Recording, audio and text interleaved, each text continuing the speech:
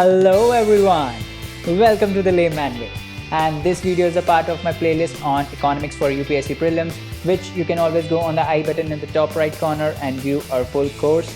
Alright guys, if you are new to the channel, do not forget to smash the like button, subscribe and also turn on the notifications. Do recommend the video to your friends, and if you are following this course, do not forget to leave a comment down below so that we can motivate one another, and let's get started. और आज हम नया module start करेंगे जो कि है module 4, जिसमें हम determination of income and employment पढ़ेंगे। अब देखते हैं इस मॉड्यूल में क्या क्या हम लर्न करने वाले हैं। छोटा सा मॉड्यूल है, कोशिश करेंगे इसी लेक्चर में ख़त्म हो जाए, बट अगर नहीं हो पाता है तो एक लेक्चर एक्सटेंड हो जाएगा। तो हम इसमें क्या करेंगे, एक्स आंटे और एक्स पोस्ट का कंसेप्ट पढ़ेंगे कि एक्स आंटे क्या होता है, एक्स पोस्ट क्या होता है। फिर हम इन्फ्लेशन एंड डिफ्लेशन स्पायरल्स के बारे में बात करेंगे, जो कि मैं पिछले भी लेक्चर्स में एक दो बार डिस्कस कर चुका हूँ, बट मैंने नाम से नहीं बताया था उसको कि इसको इन्फ्लेशन स्पायरल बोलते हैं, उसको डिफ्लेशन स्पायरल बोलते हैं। बट कंसेप्ट आपको पता है अगर आपने पिछले लेक्चर्स देखे हैं। उसके बाद हम पैराडॉक्स ऑफ थ्रिफ्ट पढ़ेंगे, फिर हम फिजिकल पॉलिसी ऑफ गवर्नमेंट पढ़ेंगे, और उसके बाद हम ये पढ़ेंगे कि फिजिकल पॉलिसी क्या होता है ना।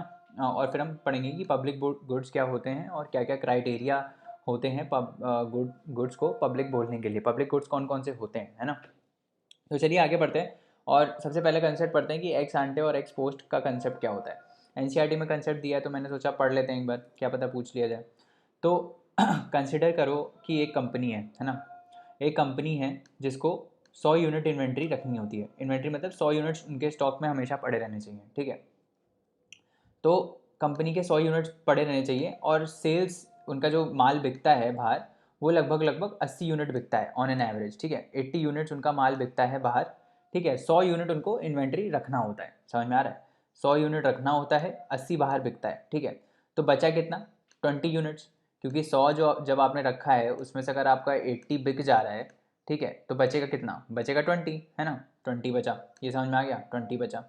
अब क्या है, कंपनी ने प्लान किया है नेक्स्ट आने वाले साल के लिए। कंपनी ने ऐसा प्लान किया है कि हमको जो इन्वेंट्री है वो 200 यूनिट रखनी है, ठीक है। By the end of the year, मान लो 2020 में, 2020 के दिसंबर एंड तक उनके पास इन्वेंट्री 200 यूनिट होनी चाहिए, ठीक है। तो अभी हमको पता है कि 80 तो इनका बिकता है, 100 इनके पास थी तो बचे हैं 20। तो अब जब सिर्फ 20 ही बचे हैं इनके पास, तो कितने ऐड करने पड़ेंगे ये 200 अचीव करने के लिए, 180 ऐड करना पड़ेगा, है ना। 180 यूनिट्स ऐड करने पड़ेंगे तभी तो 200 यूनिट होगा, करेक्ट। तो ये हो गया, ये कंसेप्ट हो गया, ठीक है, कि कंपनी को 200 यूनिट रखने थे, ठीक है। और कंपनी के पास थे 100, जिसमें से 80 जो है वो बिक गए, ठीक है। 80 बिक गए तो बचे थे 20। अब इस 20 में हम जब 180 ऐड करेंगे तो हमारे पास बचेगा कितना, 200। तो हम 200 इन्वेंट्री मेंटेन कर पाएंगे। ये कंपनी ने प्लान किया था, ठीक है। तो प्लानिंग के हिसाब से इनको 180 यूनिट और चाहिए ताकि वो 200 यूनिट रख पाएँ एज ए इन्वेंट्री। बट क्या होता है कि 2020 में आ जाता है कोरोना वायरस, ठीक है। और सेल्स पूरी डाउन हो जाती है ना। कंपनी की सेल्स पूरी डाउन हो जाती है, तो कंपनी अब इतनी इन्वेंट्री रख के क्या करेगी। तो कंपनी अपना प्लान चेंज कर देती है।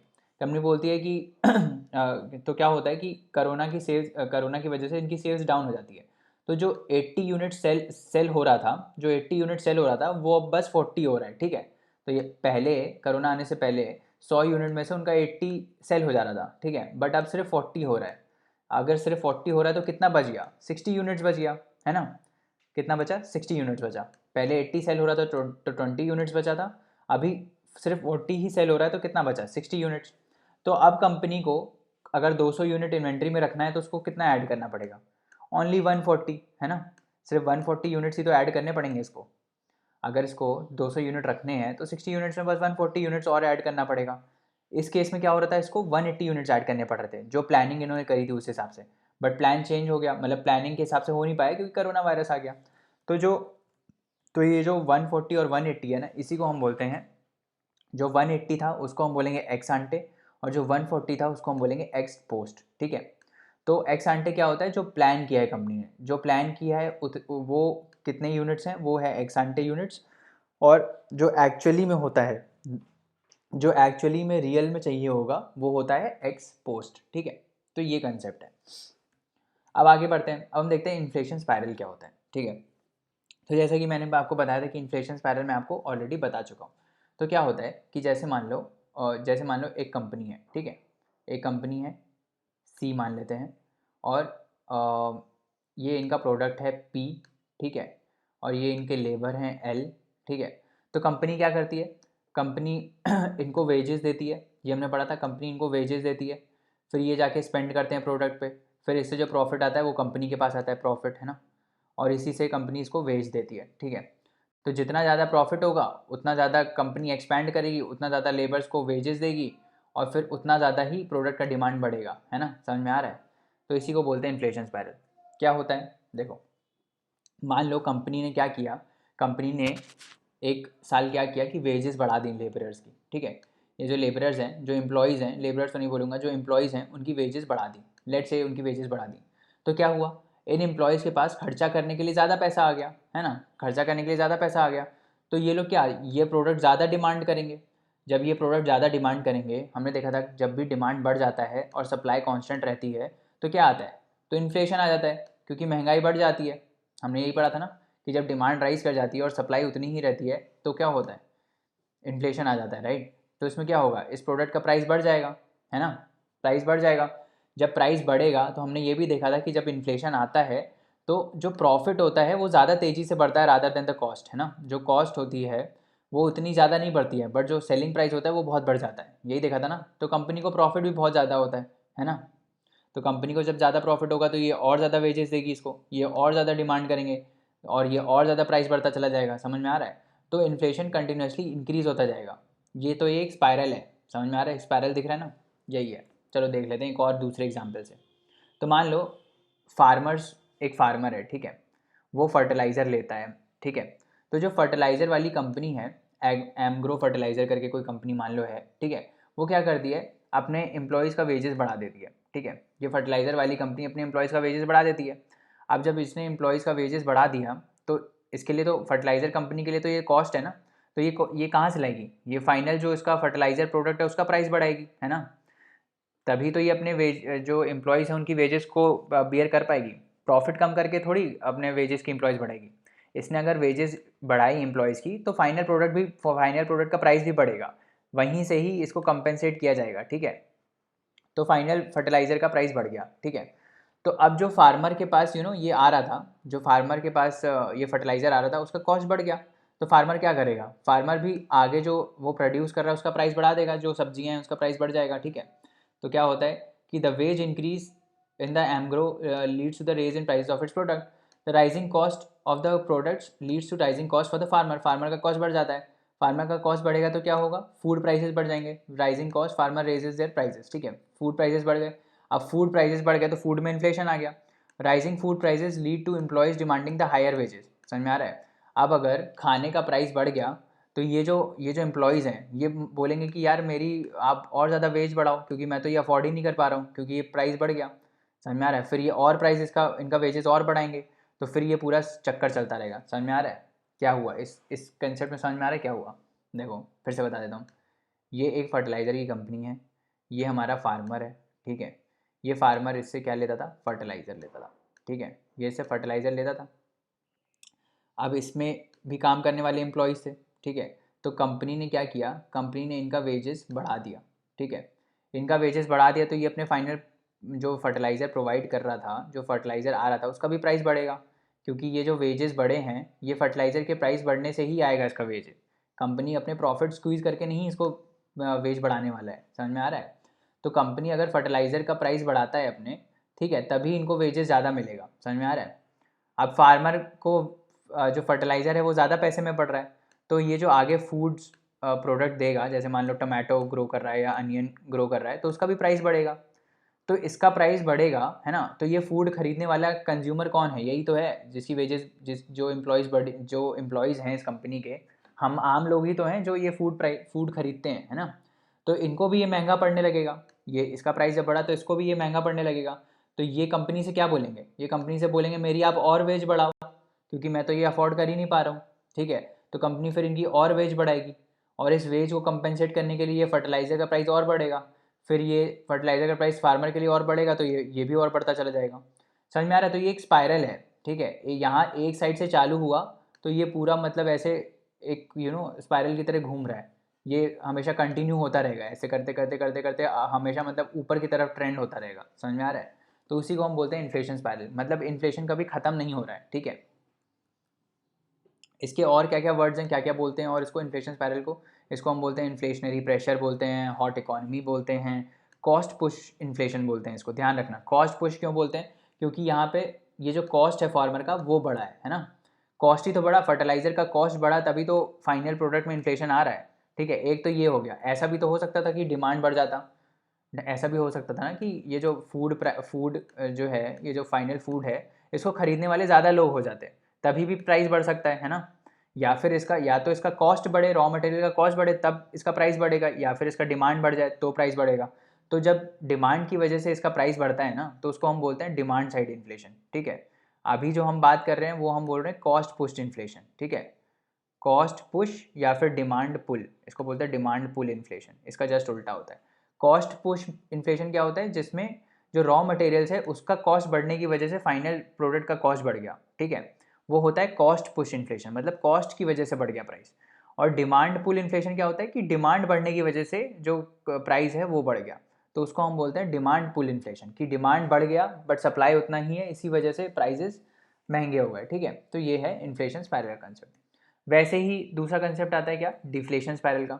डिफ्लेशन स्पाइरल में क्या होता है, डिफ्लेशन हमने क्या पढ़ा था, डिफ्लेशन क्या होता है कि प्राइसेस का जो प्राइस होता है, मतलब जो प्रोडक्ट्स का प्राइस होता है वो बहुत लो हो जाता है। ठीक है, तो lower prices for goods and services, इसको हम डिफ्लेशन बोलते हैं। अगर प्राइस लो हो जाएगा, अगर बहुत कम प्राइस में कंपनी का माल, कंपनी का प्रोडक्ट बाहर बिकेगा, तो क्या होगा, कंपनी को प्रॉफिट कम होगा। कंपनी को प्रॉफिट कम होगा तो कंपनी अपने एम्प्लॉयज़ को वेजेस कम देगी, और कंपनी जब अपने एम्प्लॉयज़ को वेजेस कम देगी तो लोग खर्चा भी बाहर कम करेंगे। खर्चा बाहर कम करेंगे तो डिमांड और कम होगा। डिमांड और कम होगा तो ये जो प्राइस है इस प्रोडक्ट का वो और कम हो जाएगा। समझ में आ रहा है ना। तो ये एक पूरा इन्फ्लेशन रहता है। अब देख, डिफ्लेशन रहता है, देखते हैं कैसे होता है। Lower prices leads to smaller cash flow and profits for the company. Profits decrease हो जाते हैं। ठीक है, प्रॉफिट्स डिक्रीज हुए तो क्या हुआ, कंपनी का, जब कंपनी देख रही है कि भाई प्रॉफिट्स हमारे कम हो रहे हैं, तो वो क्या करेगी, वो अपना प्रोडक्शन कम करेगी, अपना कॉस्ट कहीं से तो निकालेगी ना, वो अपना प्रोडक्शन कम करेगी, लोगों को मतलब ले ऑफ करेगी, है ना, कोई नई हायरिंग नहीं करेगी। तो उससे क्या होगा, अनएम्प्लॉयमेंट बढ़ जाएगा और लोगों के हाथ में पैसा भी बहुत कम हो जाएगा। ठीक है, अब अनएम्प्लॉयमेंट अगर बढ़ गया तो जो स्पेंडिंग है गुड्स एंड सर्विसेज में वो भी डिक्रीज़ हो जाएगी, लोग खर्चा नहीं करेंगे, लोग सेव ज़्यादा करेंगे। और अगर लोग सेव ज़्यादा करेंगे तो क्या होगा, सप्लाई बहुत बढ़ जाएगा, लोग खरीदने वाले हैं ही नहीं बट आपका प्रोडक्शन उतना ही है। ठीक है, तो क्या होगा, फिर से डिफ्लेशन आ जाएगा। समझ में आ रहा है। तो ये पूरा एक क्या है, साइकिल है। ये पूरा एक क्या है, साइकिल है। समझ में आ रहा है कि प्राइसेस लो हुए, प्राइसेस लो होने की वजह से कंपनी का प्रॉफिट्स कम हुए, कंपनी के प्रॉफिट्स कम होने की वजह से कंपनी ने उसको कंपनसेट कैसे किया, लोगों को जॉब से निकाल के या फिर लोगों का सैलरी कम करके। अब लोगों का जब सैलरी कम हो गया या फिर लोग जॉब से निकल गए, अनएम्प्लॉयड हो गए, तो उनका डिमांड और कम हो गया गुड्स एंड सर्विसेज का।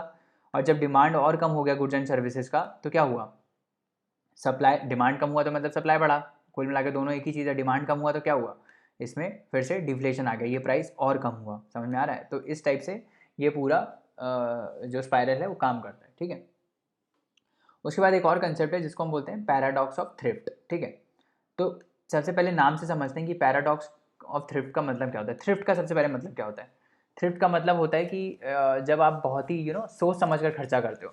मतलब जैसे मान लो आप मॉल में गए, ठीक है, आपको एक शर्ट खरीदनी है, तो आप 50 तरीके की शर्टें देखोगे पहले, तब आप जाके एक सेलेक्ट करोगे। ठीक है, तो बहुत ही जब सोच समझ कर आप खर्चा करते हो ना कि एक्चुअली मेरे को इस पर खर्चा करना है कि नहीं करना है, ठीक है, उसको हम बोलते हैं थ्रिफ्ट। अब इसका कंसेप्ट क्या है कि थ्रिफ्ट में क्या होता है कि लोग जो है उनका टेंडेंसी सेव करने का ज़्यादा रहता है। ठीक है, लोग सेव करना बहुत स्टार्ट कर देते हैं। ठीक है, तो लोगों का सेविंग्स बहुत बढ़ जाता है। अब ऐसा क्या होता है कि अगर अगर मैं आपसे बोलूँ कि मैं भी सेव कर रहा हूँ, आप भी सेव कर रहे हो, तो एक्चुअली में हमारा परसेप्शन क्या होगा कि अगर सब लोग सेव करना स्टार्ट कर दें तो इकोनॉमी में सेविंग्स बढ़ जाएंगी, टोटल इकोनॉमी में सेविंग्स बढ़ जाएंगी। यही नॉर्मल हमारा परसेप्शन है कि भाई अगर आप भी सेव कर रहे हो, मैं भी सेव कर रहा हूँ, है ना, तीसरा बंदा भी सेव कर रहा है, तो अगर सभी इकोनॉमी में लोग सेव करने लगे तो नेट सेविंग्स तो बढ़नी चाहिए इकोनॉमी की, है ना। बट ऐसा नहीं होता है। नेट नेट जो सेविंग्स होती हैं इकोनॉमी की, या तो वो कांस्टेंट रहती हैं या तो वो डिक्रीज कर जाती हैं। इसी को हम बोलते हैं पैराडॉक्स। पैराडॉक्स मतलब आपको तो लग रहा था कि सेविंग बढ़ेगी बट एक्चुअली में वो इतनी ही रही या वो डिक्रीज कर गई। ठीक है, पैराडॉक्स मतलब जब आप जो सोचते हो उससे उल्टा हो जाता है या उसको कोई कॉन्ट्राडिक्ट करने वाली चीज़ हो जाती है। समझ में आ रहा है। आपको ऐसा लगा कि सब लोग सेव कर रहे हैं तो सेविंग्स इकोनॉमी में बढ़नी चाहिए, बट एक्चुअली में सेविंग्स क्या हुई, सेविंग्स उतनी ही रह गई या फिर डिक्रीज कर गई। ठीक है, तो उसको हम बोलते हैं पैराडॉक्स। अब हम अच्छे से समझते हैं कि इसका क्या मतलब होता है। तो देखो, मान लो एक कंपनी है, ठीक है, एक कंपनी अपनी गुड्स एंड सर्विसेज कंज्यूमर्स को प्रोवाइड करती है। ये कंपनी सर्विसेज प्रोवाइड करती है कंज्यूमर्स को, और इसके बदले कंज्यूमर्स उनको पेमेंट करते हैं, करेक्ट। कंपनी इनको गुड्स या सर्विसेज देती है और कंज्यूमर्स उनको क्या देते हैं, पेमेंट करते हैं, मतलब जो उनकी सर्विस का पेमेंट है वो करते हैं। अब ये जो पेमेंट आता है इन कंपनीज़ के पास, इसी से एम्प्लॉयज़ की सैलरी आती है ना, इसी से प्रॉफिट्स आते हैं और इसी से इस एम्प्लॉय का सैलरी आता है, ठीक है। तो अभी तक समझ में आया ना कि ये इसको सर्विसेज प्रोवाइड कर रही हैं कंज्यूमर्स को, और कंज्यूमर्स इन टर्म्स इनको पैसे प्रोवाइड कर रहे हैं, इस पैसे में इनके प्रॉफिट्स भी रहते हैं, ठीक है। अब ये ये प्रॉफिट से ही इन एम्प्लॉयज़ का सैलरी आता है, करेक्ट। और ये मान लो ये इंडिविजुअल को सैलरी मिलता है, ये जाके उसको सेव कर देता है, ठीक है, ये सेव कर देता है इसको, ठीक है। तो ये क्या हो गया, मतलब इंडिविजुअली अगर मैं सेव कर रहा हूँ तो इट इज़ गुड, ठीक है। इंडिविजुअल सिर्फ अगर मैं अकेला इंसान सेव कर रहा हूँ तो इट इज़ गुड, ठीक है। तो this is a good thing, ठीक है। तो पैराडॉक्स क्या होता है, बहुत ही सोच विचार करके खर्चा करना, बहुत ही कंपैरिजन करके खर्चा करना। अब हम इसमें क्या होता है, if all the people of the economy increase the proportion of income they save, the total value of the savings in the economy will not increase, it will either decline or remain unchanged, ठीक है। तो ये concept है paradox of thrift का। अभी मैंने आपको इतना समझा दिया कि पैराडॉक्स ऑफ थ्रिफ्ट क्या होता है, कि हमारा परसेप्शन ऐसा रहता है कि सब अगर इकोनॉमी में सेव करने लगे तो जो इकोनॉमी का सेविंग्स लेवल है वो बढ़ना चाहिए, बट एक्चुअली क्या होता है, एक्चुअली में इट डज़ नॉट इंक्रीज, ठीक है, it does not increase, it will either decline or remain unchange. इसी को हम बोलते हैं paradox of thrift. As the people become more thrifty they end up saving less or same as before. More thrifty मतलब कि ज़्यादा save करने वाली टेंडेंसी, या फिर ज़्यादा सोच विचार करके खर्चा करने वाली टेंडेंसी, तभी तो आप सेव करोगे। बहुत सोच रहे हो किसी चीज़ पे खर्चा करने के लिए, तो एंड में क्या होगा, आप उसको सेव ही करोगे। हर डिसीजन में अगर आप ऐसे ही ले रहे हो, हर डिसीजन अगर आप बहुत प्रैक्टिकली और सोच समझ के ले रहे हो, तो आप एक्चुअली में स्पेंड कम करोगे, ये तो होता है, ठीक है। तो as people become more thrifty they end up saving less or same as before, ठीक है। तो ये कंसेप्ट है। अब हम समझते हैं कैसे होता है। तो हमने ये देखा था कि आप जो कंपनी है उसने कंज्यूमर्स को कोई सर्विस प्रोवाइड करी, कंज्यूमर्स ने उनके बदले उनको मनी दिया या उनका सर्विस का पेमेंट दिया, और इसी में इनका प्रॉफिट इंक्लूड होता है, जिससे इस एम्प्लॉय का सैलरी आता है और ये एम्प्लॉय फिर उसको सेव कर देता है, ठीक है। तो इंडिविजुअली अगर सेव कर रहा है तो उसमें कोई हार्म नहीं है, it is good, individual saving is good, करनी चाहिए सेविंग्स, ठीक है। बट प्रॉब्लम तब आती है जब बहुत सारे लोग सेविंग करने लगे या फिर सारे लोग सेविंग करने लगे, ठीक है। तो कंज्यूमर से जो इनको प्रॉफिट मिलता है, ठीक है, उसी से ही इसका सैलरी आता है, ठीक है। Your spending is my income, ये जो कंज्यूमर सेव कर रहे हैं इसी से इस एम्प्लॉय का सैलरी आता है, ये मैंने आपको बताया। बट मान लो क्या होता है कि अब ये जो लोग खर्चा कर रहे थे, ये जो लोग खर्चा कर रहे थे, है ना, ये लोग सारा सेव करना स्टार्ट कर दें। सब लोग बोलें कि नहीं हम अपना पैसा सेव करेंगे, है ना, ये सारे सेवर्स बन जाएं, जो स्पेंडर्स थे वो सारे सेवर्स बन जाएं, तो क्या होगा, कि मान लो ये सारे सेव कर रहे, ये सारे खर्चा कर रहे थे, इतने सारे लोग खर्चा कर रहे थे, ठीक है। इसमें से आधे से ज़्यादा लोग सेव करना स्टार्ट कर दिए, तो सिर्फ यही बंदा बचा खर्चा करने के लिए। तो ये बोलेगा I am the only one, only consumer now, ठीक है। सारे लोग सेव कर रहे हैं, इतने लोग थे इनिशियली जो स्पेंड कर रहे थे इनकी सर्विसेज पे, बट एंड में बचा कौन, एंड में बचा ये सिर्फ यही, ठीक है। ये सारे लोग जो हैं ये सेवर्स बन गए, ठीक है, ये सेवर्स बन गए, ये लोग सारे लोग सेव करने लगे। तो क्या हुआ कि सिर्फ यही खर्चा कर रहा है, तो जब यही सिर्फ खर्चा करेगा तो क्या होगा, सर्विसेज का ये डिमांड डिक्रीज़ हुआ ना कुल मिला के। यहाँ जो पहले इतने लोग सर्विसेज डिमांड कर रहे थे वो वहाँ बस अब एक ही कर रहा है, तो डिमांड डिक्रीज़ हुआ। डिमांड डिक्रीज़ होने से क्या हुआ, कंपनी का प्रॉफिट्स डिक्रीज़ हुआ, जो हमने डिफ्लेशन स्पायरल में पढ़ा था। कंपनी का जब प्रॉफिट कम हुआ तो क्या होगा, कंपनी इसको सैलरी भी कम देगी, कंपनी इसको सैलरी कम देगी ना, इन एम्प्लॉयज़ को सैलरी कम मिलेगी। अब जब इन एम्प्लॉयज़ को सैलरी ही कम मिलेगी तो क्या ये सेव जितना करेंगे वो डिक्रीज़ होगा, समझ में आ रहा है, क्योंकि एब्सोल्यूट अमाउंट कम हो गया। मान लो आपको पहले 50,000 की सैलरी मिल रही थी, ठीक है, आप उसमें से 30,000 सेव कर ले रहे थे, let's say for example. But अभी क्या हुआ, इस केस में क्या हो रहा है, इस केस में कंपनी की सर्विसेज का डिमांड क्या हुआ, डिक्रीज़ हो गया। तो क्या हुआ, उन्होंने सैलरी जो आपको पहले वो 50,000 दे रहे थे वही उन्होंने कितना कर दिया, लेट्स से 40,000 कर दिया। तो अब 40,000 में से, है ना, अगर आपका खर्चा उतना ही मैं रखूँ, अगर 20,000 का खर्चा है और मान लो आपका सैलरी कम हुआ तो आप थोड़ा कम स्पेंड करना स्टार्ट कर देते हो, तब भी आप 15,000 तो खर्चा करोगे, राइट। तो आप कितना खर्चा करोगे इसमें से, तो आपके पास कितना सेविंग्स बचा, आपके पास बचा 25K सेविंग्स, ठीक है। तो क्या हुआ कि जब सब लोगों ने सेविंग करना स्टार्ट कर दिया तो एक्चुअली में जो सेविंग है वो डिक्रीज़ हुआ। पहले आप 30,000 सेव कर रहे थे, अभी आप सिर्फ 25,000 सेव कर रहे हो, है ना। तो एक्चुअली में जो सेविंग्स है वो डिक्रीज़ हुआ क्योंकि एम्प्लॉयज़ का सैलरी कम हो गया, लोगों का सैलरी एक्चुअली कम हो गया क्योंकि कंपनी प्रॉफिट बना ही नहीं रही तो सैलरी कहाँ से देगी, समझ में आ रहा है। तो इसी वजह से जो सेविंग्स है वो डिक्रीज़ हो गया, समझ में आया। तो पैराडॉक्स ऑफ थ्रिफ्ट का कंसेप्ट ये है कि जब सारे लोग सेव करना स्टार्ट कर देंगे, तो क्या होगा, जो डिमांड है वो कम हो जाएगा, डिमांड कम होने की वजह से एम्प्लॉय का सैलरी कम हो जाएगा और वो जो एक्चुअली में सेव करेंगे वो कम सेव करेंगे, ठीक है। तो सारे लोग जब सेव करें तो that is bad for the economy, क्योंकि एक्चुअली में जो टोटल सेविंग्स हैं दे आर आइदर लेस और दे आर अनचेंज, मतलब या तो उतना ही सेव होता है या फिर उससे कम होता है, समझ में आ रहा है। तो ये कंसेप्ट है। इंडिविजुअल सेविंग इज़ गुड, अगर कोई एक पर्टिकुलर इंडिविजुअल सेव कर रहा है तो ठीक है, इट इज़ गुड, बट अगर सारे लोग सेव करना स्टार्ट कर देंगे इकोनॉमी में तो खर्चा कौन करेगा, खर्चा नहीं करोगे तो एम्प्लॉयज़ सैलरी कैसे देंगे, सैलरी मतलब जो ओनर्स हैं वो सैलरी कैसे देंगे, सैलरी नहीं दे पाएंगे तो आप और फिर हम कम सेव कर पाओगे, समझ में आ रहा है। तो कंसेप्ट इसका यही है कि when everybody start saving then the total savings in the economy remains unchanged or they decrease, ठीक है। तो सब लोग अगर सेव करना स्टार्ट कर देंगे तो टोटल सेविंग्स जो हैं वो या तो उतनी ही रहेंगी या तो डिक्रीज करेंगी, ठीक है। तो ये कंसेप्ट है। तो चलिए दोस्तों, आज के लिए इतना रहने देते हैं, नेक्स्ट लेक्चर में और कंसेप्ट्स को पढ़ेंगे। जाने से पहले लाइक शेयर सब्सक्राइब ज़रूर करें, अपने दोस्तों को रिकमेंड करें। अपनी क्वेरीज़ आप हमको queries@thelaymanway.com पे भेज सकते हैं, जहाँ पे हम आपका रिप्लाई इंस्टेंटली करेंगे। और पढ़ते रहिए, हार्ड वर्क करते रहिए, है ना। अगले लेक्चर में मिलते हैं। Thank you, bye bye, take care.